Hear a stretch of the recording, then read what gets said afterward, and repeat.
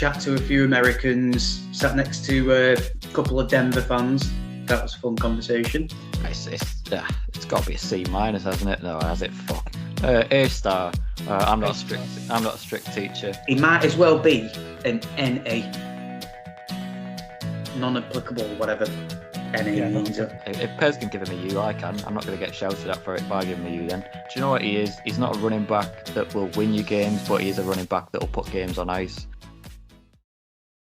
Welcome back, ladies and gents, to the We Talk Seahawks Rookie Watch podcast. I'm joined tonight by Pez and James, and we're going to talk a little bit about the first quarter of the season. We're going to give out our grades on each of our rookies that aren't on IR. And we're going to have a little look ahead to the Bengals game as well, and pick out who we think is going to, stamp their mark on that game. So it'll be a nice, short, sharp pod tonight, but we're going to get right into the first quarter and start analysing what we've seen so far. So to start with you, James, how you doing, pal? Yeah, I'm good, mate. Enjoyed our little bye week. Kicked the feet up a bit. Lit a few Cuban cigars. Had a nice little, watched the game in 40 a few times, which probably isn't the brightest thing to do. I probably should have just watched the full game back once, and then that'd have been a few versions of the full game in 40. That shows my level of education. But no, yeah, I enjoyed it. It's been a fun week. 3-1 is pretty fun. I don't want to give it up, so we better go 4-1 this week. But no, yeah, I've had a lot of fun this week, and I've been enjoying watching Devon Witherspoon highlights all week. And I'm now ready, after some comments this week from DK and Jamar Chase and all that kind of stuff. I'm now ready to get back on the horse and ready for some more Seahawks football this week. So no, yeah, I'm good. Good. What about you, Pez? How did you find the bye week? Good. I went to Amsterdam this weekend. I was going to say, tell the truth. So it was nice and relaxed to be able to sit in a bar with my blood pressure not going through the roof, having to worry about the Seahawks game. I could just sit back, watch the red zone, chat to a few Americans, sat next to a couple of Denver fans. That was a fun conversation. Told him our analogy on this pod about, we talked about Russell Wilson, and he was like, "Oh, I bet you're all glad." And I said about my impatience with Pete, gave him the Arsenal reference. Nice. And he even turned around and said, "Do you know what? When you put it like that, I understand what you mean." It's like, I don't hate the guy.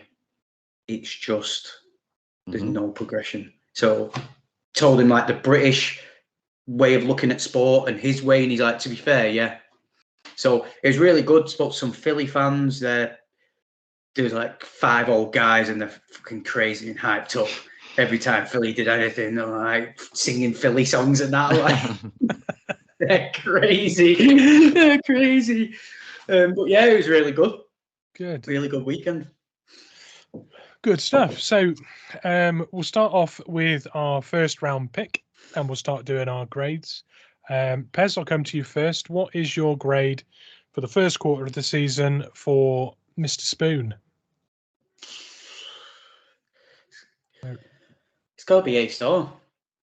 How are we grading? Are we doing? I was going to say we're doing A+. Are we doing A+? You can have an A+. You can have a pretty star on there if you want. Not a problem. A+. Yeah. Like you just can't ask for any more than what he's done. Yeah, I think he's become. I mean, at the moment, there's only 2 real front runners for Defensive Rookie of the Year. It's him and it's ironically Jalen Carter. So I think that's already a huge win for us. The fact that the guy that we picked is right up there with the guy we could have picked. There's no real drop off between who we could have got currently. East Coast bias is always going to favour Jalen Carter if them two carry on the same progression. But it's just like Tariq Woolen Sauce. Tariq Woolen statistically smashed him out of the water. But that East Coast bias, and his name's Sauce, and he has the bling, basically just dummied his way into the win. But if he carries on the way he's going, then he's bloody like all-pro Defensive Rookie of the Year. Fucking, can he be put in the Defensive Player of the Year category? Because it's currently ranked number 5 cornerback in the league. off the first when he missed the first game. Statistically, he's currently up there top 5-6 in the league. That's nuts, by the way. And after his first game, I did put in our Discord, he's 25-1 to win Defensive Rookie of the Year. Yeah, those odds have been slashed. You have definitely had The a tenner game, on that. Yes, I did. Next game, he literally jumped to second favourite, 13-2. Yeah, doesn't surprise me. What about you, James? You did, James. What about you? How are you grading him? Are you as high as an A+? It's got to be a C-, hasn't it? No, has it? Fuck. A-star. I'm not a strict teacher. 16 solo tackles, 2 sacks, a pick-6 for the ages, a handful of pass defends as well. I mean, seriously, he's showing exactly why he was the 5th overall pick, why he's the best corner in the class, because I still think he's just a little bit better than Christian Gonzalez. Obviously, a shame that he went down with his injury as well, but I think he would have beaten out him in terms of Defensive Rookie of the Year in the 2-horse race with him and Jalen Carter. But man, he's just so fun to watch. It's just I'm excited. Like I was saying to you last week, I don't mind when our defense comes on the field anymore, because it's like, oh well, we get to see Devon Witherspoon play football, we get to see Tariq, blah blah blah blah, and it's just such a defensive line that's not like staring at the sun. Yeah, he's excellent. His energy, like I said again, it feels like they've drafted him as a bit of a nod to the Legion of Boom because of the 10-year thing. You know, which cornerback can we find that's most like that? Those corners that we had in those days, and he's just so talented. And like Pez says, I see all pro potential with him, and I don't think it'll be long before he gets it. Good stuff. I almost agree with both of you. I'm not quite as generous. I'm an A. I'm an A rather than an A+. How dare you? I think there's been a huge amount to love. I think there's a huge amount to love. Like you, I really look forward to seeing the defense trot out now. You know, especially after we scored a touchdown. But even when it's a 3 and out, I kind of look forward to seeing some of the play from Witherspoon. I've gone A just because he has had a few welcome to the NFL moments, and I think if he polishes up just a little bit more, and I think he will, because he's a very instinctive, intelligent player. Then that definitely is an A+ for me in the next quarter if he's refined that a bit. But yeah, certainly a high grade from me. Can I just counter your point to grading down the plus? Just to see if we can get you to change your mind. You've also got to remember he didn't have a preseason. Yeah, he's literally learning on the job. So the fact that he hasn't been cooked, he got done on the flea flicker on one big play, yeah. And I think there was another one, 2 in 3 games against the Lions. Like baptism of fire, because that's looking a very good win right now. Only team to beat them, and they're looking strong in their approach. And then the performance he put against the Giants, I just think he's, from like what you said, to kind of counter it, to try and get you to join us in the A+, is you just got to remember he didn't have a preseason, and he's getting better game by game. That's a crazy thing. So now he's got a bye. He can digest in 3 games, have a full week of training without get. Mate, them Bengals are going to get destroyed. Yeah, so I hear your point. I completely see what you're saying. When I'm grading these players, for me personally, my grading system is going to be their impact on the team as a rookie. So I don't want to add in too many. I'll grade him up because he didn't have a proper preseason and add in those sort of extra bits. I'm just looking at how much of an impact has this rookie had on our results in the first quarter of the season. And I think it's an A from me because he's been an X factor player in a couple of them. So it would be an A+ if he hadn't had a little bit of a scruffy edges in one of those games. But he's close to an A+. Honestly, I'm nearly with you boys. Well, it's a bit late now. I'm taking my headphone out for this next one. I'm scared to hear what you're going to come out with, I swear to God. Well, we'll start with you, Pez, on JSN, if that's all right. and then we'll move to James. So bear in mind, this is about his impact on the roster. And there are some. It's not necessarily his fault, granted, but where are you sitting with JSN? If we're going to be ruthless, just be honest. His impact. Is it you? Yeah. Because he's done nothing. He's done, whether it's the fault of his own or not. He's done. He hasn't nothing. had an impact. He might as well be an NA. Non-applicable, whatever NA means. Not applicable, yeah. Not applicable, because nothing. Poof. He's just an eye candy who runs routes, and I don't want to talk anymore about him because it will anger me. Okay. Well, that's fine, because we need to keep the pod fairly short anyway, so we'll move on. Yeah. James, James, what are you saying about JSN's impact on the roster? I mean, I didn't expect him to be graded well. The U's took me a little bit by surprise. I'm sort of. I understand it. It is, and I've got to. If Pez can give him a U, I can. I'm not going to get shouted at for it if I give him a U. Then I'll be brutally honest. I think Jackson Smith-Njigba has probably landed in the worst place he could have landed in terms of in the draft. He needed to go to a place where he could be the true wide receiver one straight off the bat. He needed to go to the Giants, somewhere where he can just go in and push to be the wide receiver one straight away. He was always brought in to be our kind of slot weapon, and then we've had the injuries with the offensive tackles. Now we're one of the best and most used tight end teams in the league through the first kind of 4 weeks of the season, 4 or 5 weeks of the season. There's no one using tight ends more than us. There's no one using two tight end sets better than us, according to Bob Condotta on Twitter today, in terms of expected player yards per average kind of player when we use two tight ends. So everything that could have gone wrong for JSN in terms of his production and his impact coming into the Seahawks team to start the season has gone wrong for him. It's only a matter of time. He's too talented to win out. We don't draft a wide receiver at 20 overall and say, oh, well, sorry, our tight ends are good this season, so we're going to just forget about using you. He will come good eventually. It's just going to take a bit more time than I think we were probably hoping that it would. Just to quickly add on what James said there, whilst he was talking, the perfect situation in this draft, even though JSN's is just out of this world, I am really scared that Pete Carroll's influence on the team, he just might not know how to use him properly, is my biggest worry.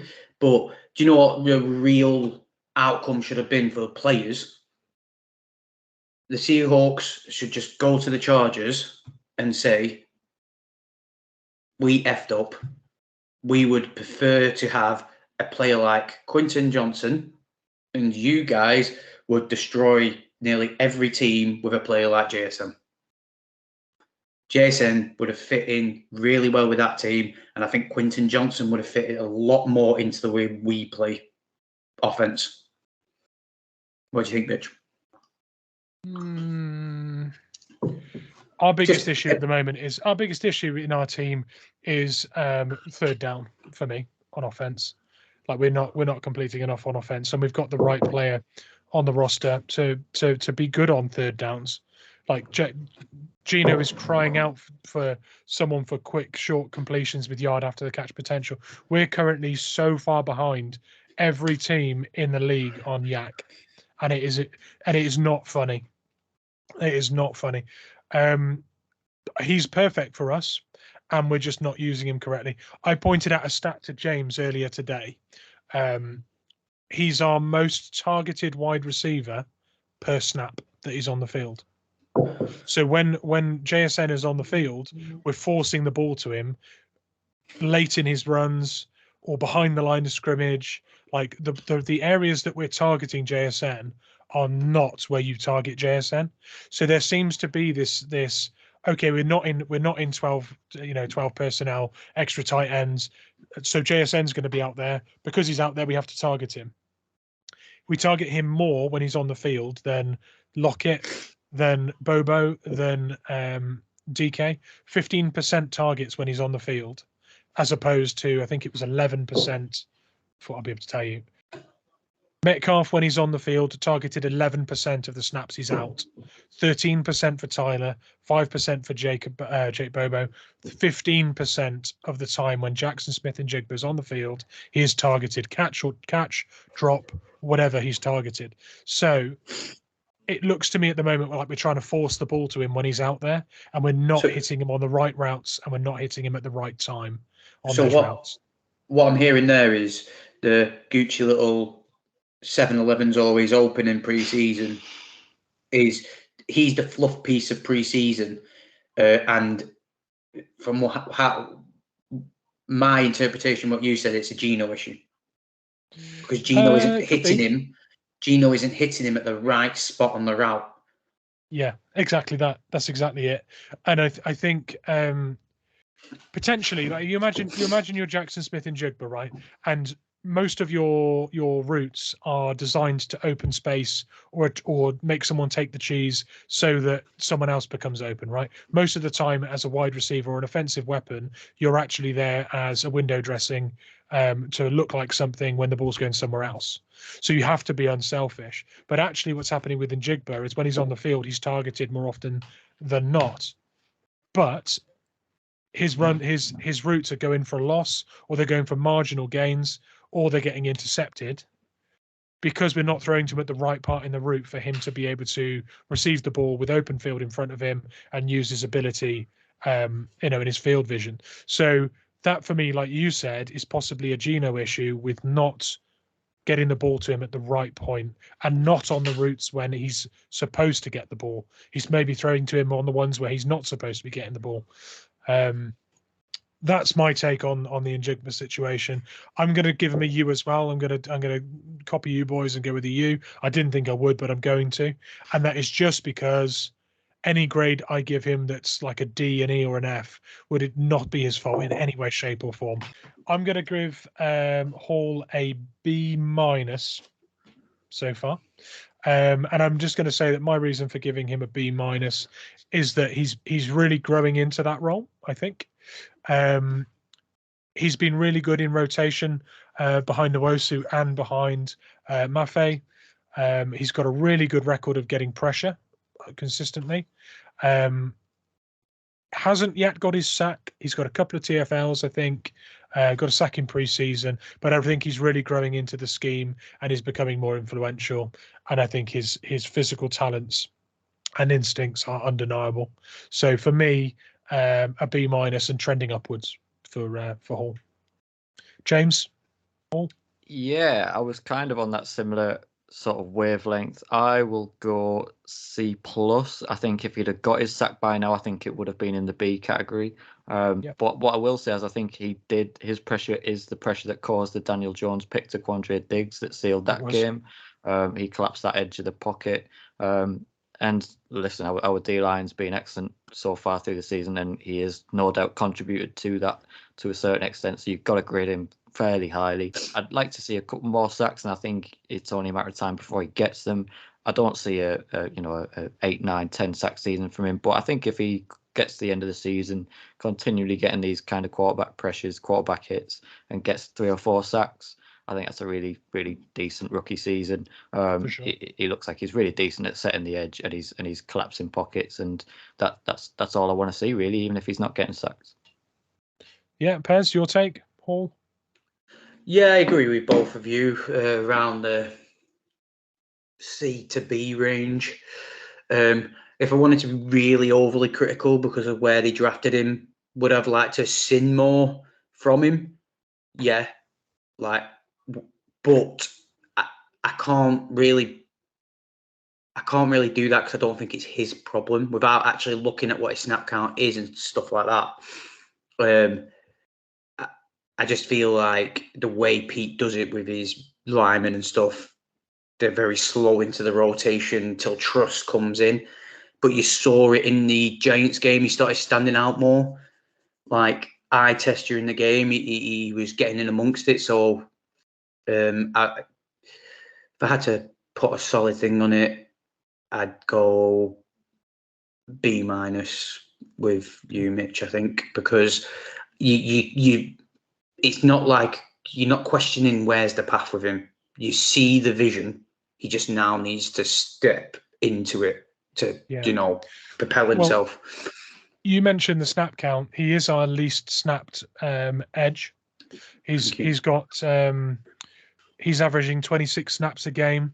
And on the D line, Darrell Taylor's at 33, Mario Edwards at 33, Mafe 46, Draymond Jones 45, Jaron Reed 45. So he is getting on average 15 to 20 less snaps than the other guys, but he's still had his moments in the games. And I think the biggest compliment you can pay a rookie off the edge is that when they're being rotated in, there's no clear downgrade to that line whatsoever in terms of quality or what they're doing well. He's performing his role in that scheme, and he's doing it to a level that you're not missing the person who's gone off for him. I think that's a great vouch for any rookie when you can say that. Yeah. And I think another guy you can say that for is the next guy, who is Mr. Charbonnet. He's not Ken. Granted, he's not Ken, but another guy who's trended upwards. It seems every game he's played, he's had more handoffs. He's been on the field for more snaps. He seems to have a sort of highlight reel impact with someone's head, and every single game sends someone into the turf every game. Charbonnet is a guy I've got increasing confidence in, and for me, he's another B-. I think we've not had a touchdown yet. We've seen him rip off a few decent runs, but nothing on a consistent basis. I think his most consistent thing he's done has been the short sort of 4-yard runs up the gut in the third, fourth quarter. The real back-breaking runs that sort of keep extending the possession and churning through first, second, third downs and keeping us on the charge when we're ahead in games. I think he's been really consistent and he's trending upwards. He's a B- for me. What do you think, James? Charbonnet? Zach Charbonnet, B for me. Do you know what he is? He's not a running back that will win you games, but he is a running back that will put games on ice. Ken will go and win you the games by scoring 2 or 3 touchdowns in a game, rushing for 100-odd yards. But in those third and fourth quarter moments where you hear the announcers say it all the time, if they just get a series of first downs here, they'll go and run the clock out, win the game. You put Charbonnet in at those kind of moments where it's third and short, putting him in these kind of situations to go and put games on ice and get the hard yards, the tough yards. He's the kind of running back that goes and puts those kind of games on ice. And I just love how people are starting to sort of see and realize that he's not just a big bruising, bouncing, guys just bounce off him running back and all. He can really move. He's really shifty. This is a really skillful player, and that's what I was kind of maybe again getting ahead of myself a little bit during the draft process. But this is what I was trying to get across to people: is that listen, he's not just a big bruiser. He really can. He's not shifty as Ken, but he can shift and he can move and he can turn the dime, and he has actually got a really good skill set. And it's like you said, as Pez always stresses, and he'll probably say it again, he'll get better the longer the season goes on, come the end of the season, and he's just a running back that if Ken, God forbid, does go down, he will pick up the workload and he will be a running back one. So again, I made the comparison of that Aaron Jones, AJ Dillon kind of thing. I mean, it might not be totally accurate, but that kind of idea at least is what we're kind of going with.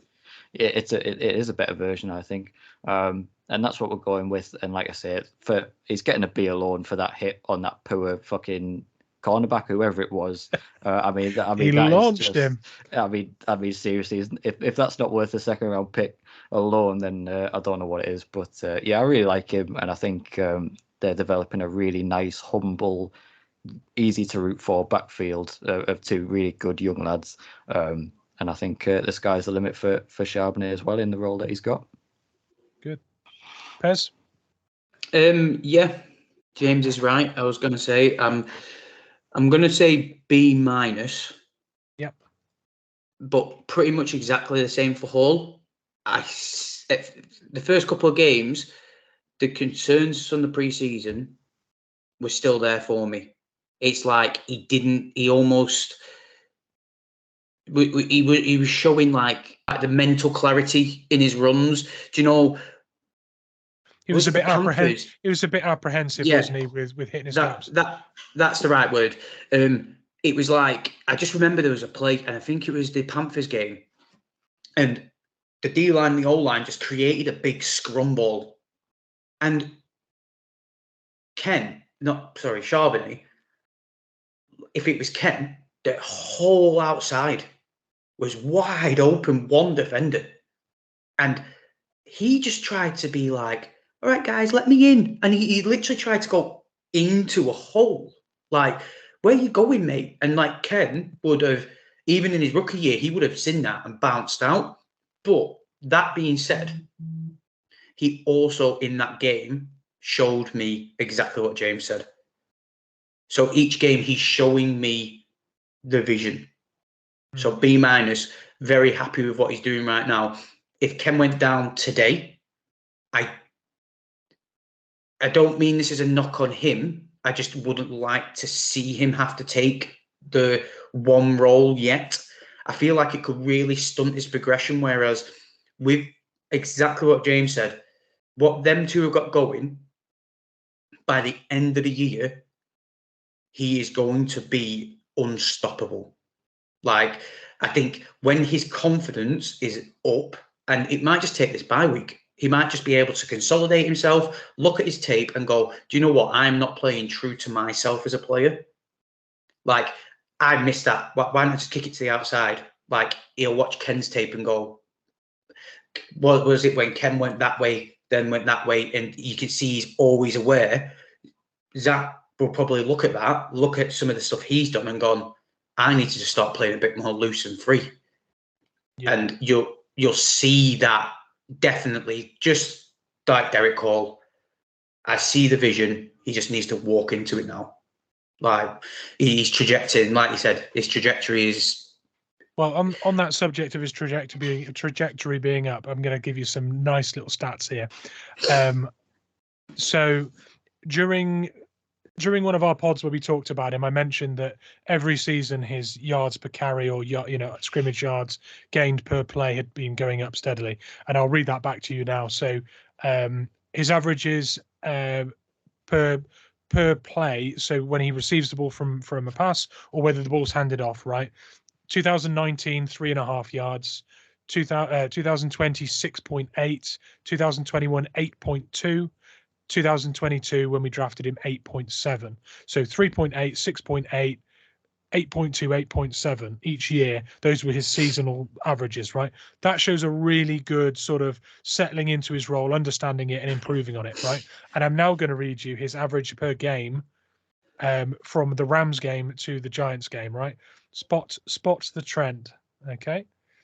First game, Rams, 3.7. Second game, Lions, 4. Third game, Panthers, 5.1. Giants, 6.2. History repeating itself. There's a guy starting to understand his role, getting more confident, making better decisions, and getting better and better. He's done it. He did it for 4 years running in college, and he's done it for us 4 games running in the NFL. And I've got every confidence that upward trend is going to continue. Stats, boys. And the more comfortable he gets, it's only, like James said, like I can only echo what he said, it's only going to make us even better, because the more confidence he gets, the more open things are going to get for Ken. Yeah, and the better will be without Ken as well if Ken does go down. A 6-yard average. Well, guys, 1 minute. You both said it now. Let's stop jinxing it. Because if Ken goes down, you will not see me on this podcast for the rest of the season. I'll go on strike. That's fair enough. a 6-yard average is fucking is exceptional. It's really good. That's it's exceptional. Really that already.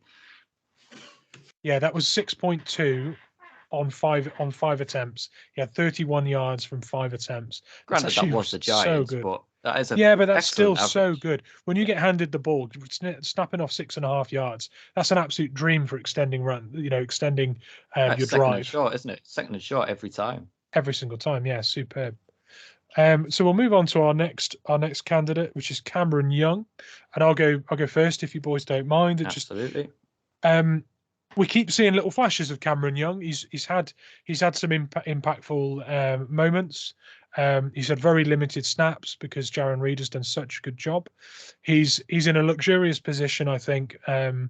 Cameron, I mean, no one's ever really described nose tackle as luxurious or glamorous, but I think it is actually quite a good spot for him because he's come in and been asked to adjust his weight and play a slightly different role as nose for us. And he's been given the time and the comfort to do it behind Jarran Reed, who's looked an absolute natural at it. So I think he's in a really good position. When he has had the chance, he's done really well. And I think his upside for how good he'll be this, in this rookie contract for us, he can be better at it than Jarran Reed has been. And I think once he gets good enough to have those snaps, I think it frees up Jarran Reed to play more defensive end and play as 3-tech for us. And I think at that point, with Cameron Young there and being able to rotate Draymond Jones, Jarran Reed, and Mario Edwards, that just makes us better. They'll be fresher all the time. So Cameron Young for me, I think I'm going to go C+. Just he hasn't been as impactful as he could have been because his snaps have been limited by Jarran Reed's performances. But I think when he has been out there, he showed us quite a lot, and I've been quite impressed. So C+ for me. Who wants to go next? Pez? I'll jump in here because just quite briefly, mine would be, I'm going to say, I don't know whether to go higher, but just because of what we spoke about in the impact on games, I'll go with C because it's impact with games. But when we spoke about him in the preseason, if you remember, I said we want Al Woods back to teach him, sit behind Al Woods for a year, and it'll do him the world of good. But now we don't need to worry about that because Jarran Reed's just like come out of nowhere. So he's still doing the same thing though. He's now sitting behind Jarran Reed. So the path I saw for him, he's doing it right. But as an impact on the games, I'd say C, just because, like you said, limited. But as future potential, I'd say B, just because he's showing me exactly like what I thought would be his, trajectory. Yeah, good. One thing that I think is really interesting with those two, Jarran Reed and Cameron Young, is just how similar they are with frame and size and arm length. I think they're both 6'3", 305. Correct me if I'm wrong, but they're both 6'3", 305 or thereabouts. Similar frame, similar sort of weight distribution. If you were looking to have a backup for Jarran Reed that could do the same sort of job, occupy the space in the same way, require the same assistance from the defensive ends next to him, you've got a mini-me there, really, except not mini because he's exactly the same size. What do you think, James? Yeah, both taking the words out of my mouth, really. I think this is a player that is primed for a second-year breakout once he's come and broken away from the tutorage of a Jarran Reed. And like I say, I think he's a player that is going to get better. He'll eventually break out of Jarran Reed's shadow and be asked to go and be the nose tackle full time. And I think by that point, if Jarran Reed continues the way he's playing this season, and even if he doesn't, just the experienced player that Jarran Reed is, the veteran that he is, he's played some very good football in his time. He will be able to learn a lot from him. And yeah, I think we'll see the best of Cameron Young in next season and then going forward. So for now, it's a C. He's made a little bit of an impact when he's had the chance. And like we say, he's not a guy that's going to get sacks, but he will collapse pockets and he will put pressures on quarterbacks, and that's good enough for me when we've got other talented pass rushers getting to the quarterback that we've got. So yeah, C. Good. Yeah, I like that. And one thing I will say as well is, does anyone remember that our backup nose tackle was supposed to be Brian Monet? Yes, unfortunately. But we're now at a point where he's nearing a return second half of the season from his ACL injury, and I don't think we're under any pressure at all to rush him back. He can recover in his own time, and when he is back, perhaps then Cameron Young can take more snaps as the starting, Monet as the backup, Jarran Reed into the rotation as a rotational 3-tech defensive end, and then we become a more complete deep unit. So I see nothing but upside this season, and like you say, as a second-year breaker, I think he's primed for a real good rookie career. It's a real good first contract with us. I think rookie contract for him will be. You'll see plenty of snaps in those 5 years for sure. Oliver Teamy's next. A guy who has seen a few more snaps. We saw him used at centre against the Giants when Evan Brown slid over. And I think that's something we've spoken about a few times, with him having the opportunity to play centre alongside Evan Brown to tutor him and play guard next to him. We wondered when we'd see that kind of mechanic, and we got it in the Giants game. He obviously has played some centre for us in previous games, but not with that Evan Brown moving over, playing next to him kind of mechanic involved. I'm giving Oluwatimi a B, because it's not just the fact that he's played well when called upon. I think he's actually been quite heavily involved in a few red zone touchdowns as well.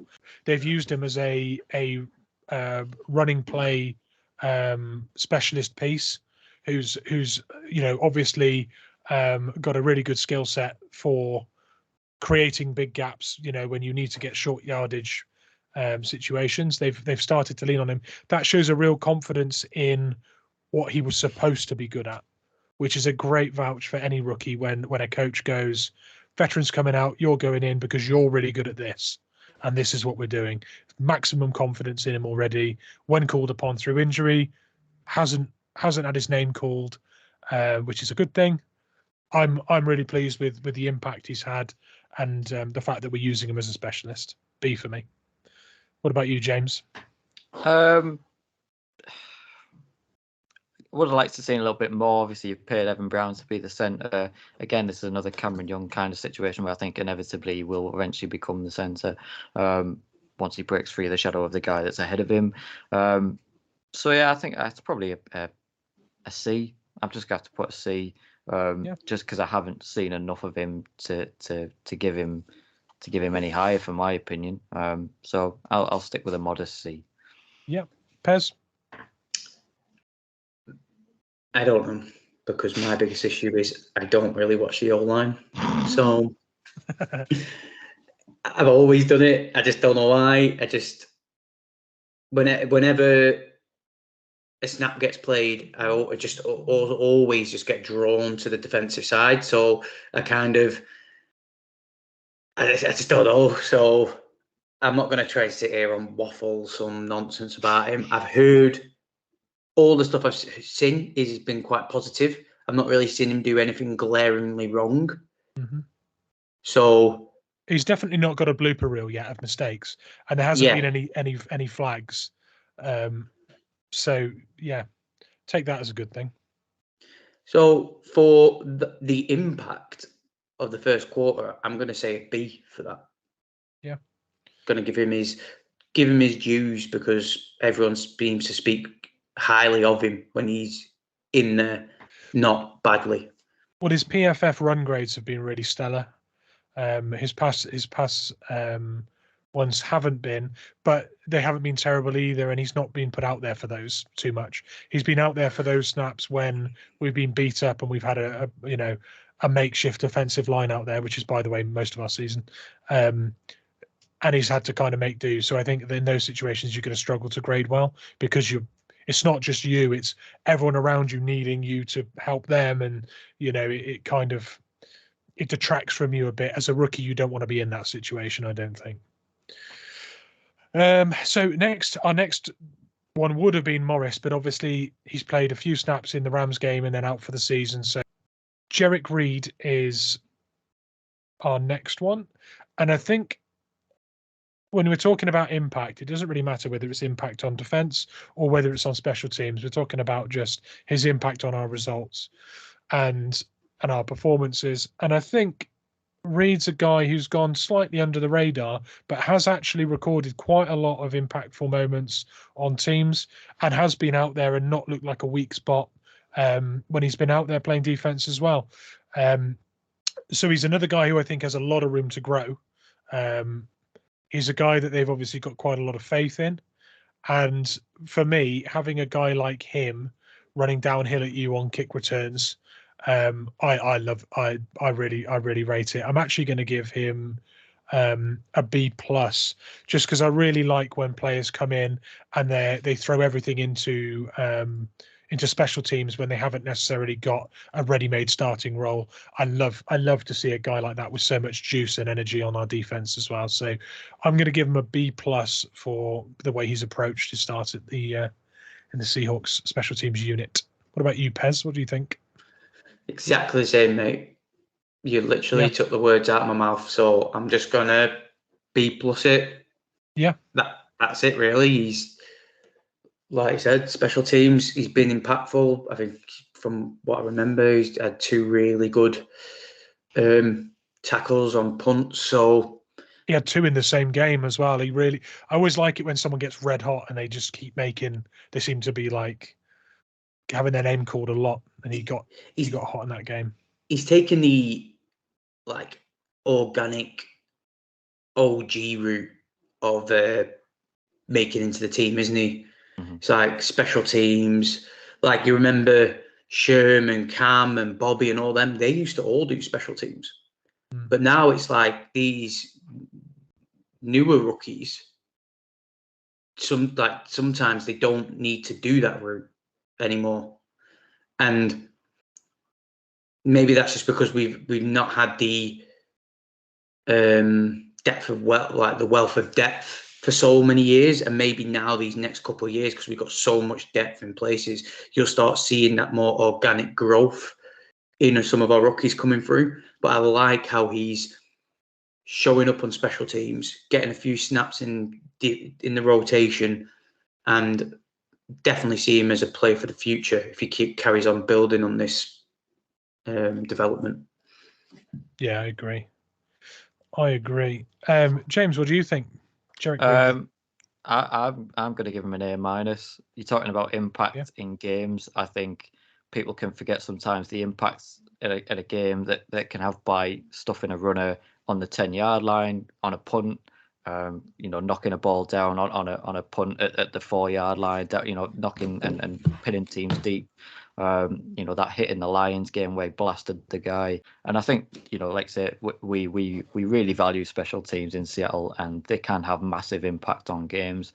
And I think so for a 6th round pick to come in, already be as impactful as has been on special teams, and therefore in the game itself.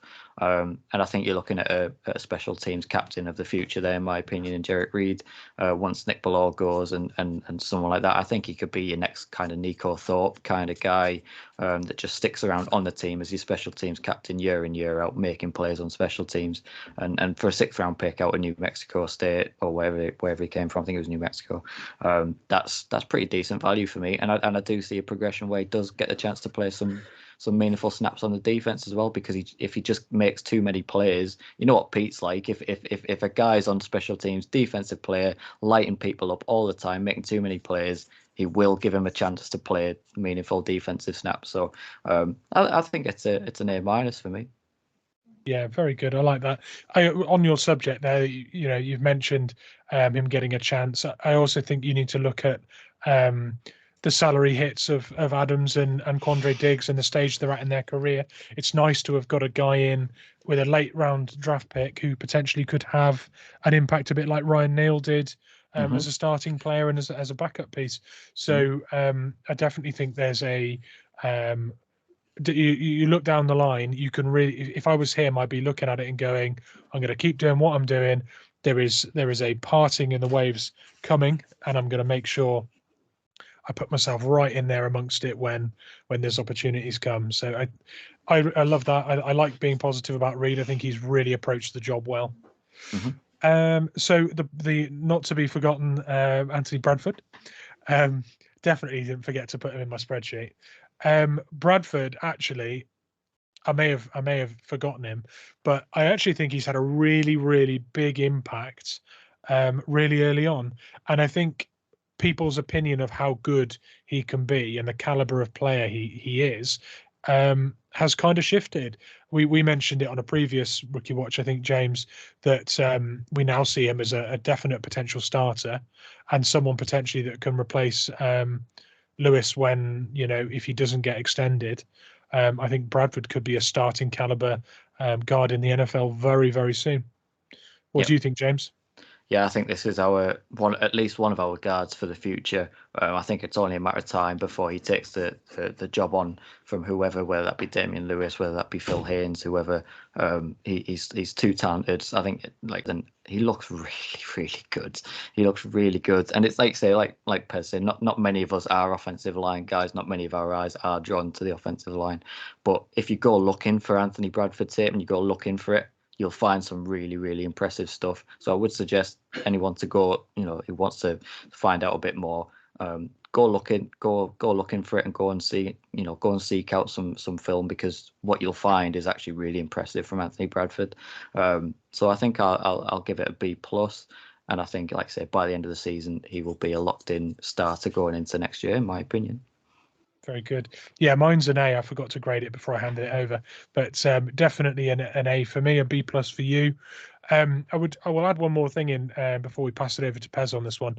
I think the most impressive way he's impacted our offensive line, when you watch the clips of the impact plays he's having, he's handling his guy, and he's also chipping in and helping out the center or the tackle. And he's sometimes he's got his man beat with one arm, and he's just adding an arm in and impacting not only his own guy that he's assigned to, but helping out other people too. I think that's really impressive, and that's why I've gone. I think his own play is probably a B. The fact that he's at a stage where he's helping out vets with their men on the line as well is an insane development, and I'm calling that an A overall. Pez?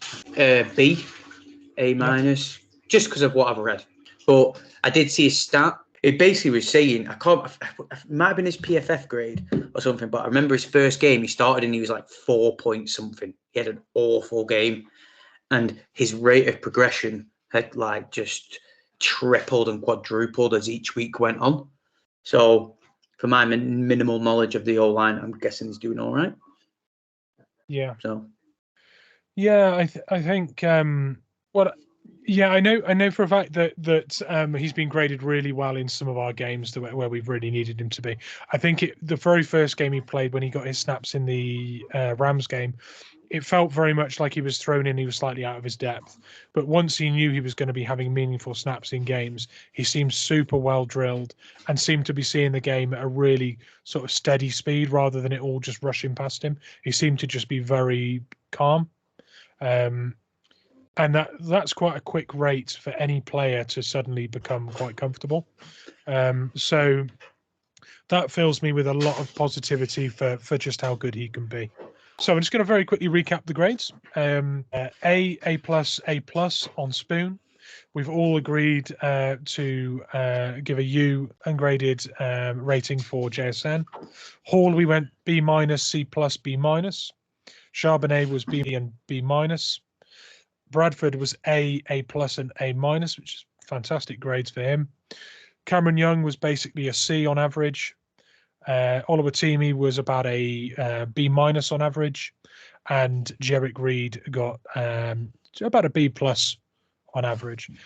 That is a rookie class that is excelling. Apart from the U for JSN and the injuries to McIntosh and Morris, everyone else is seeing meaningful snaps and seems to be making the absolute most of them. So I think we can be really satisfied with that class at the moment and what they're doing, and how far ahead of the curve they are in some of these circumstances, for sure.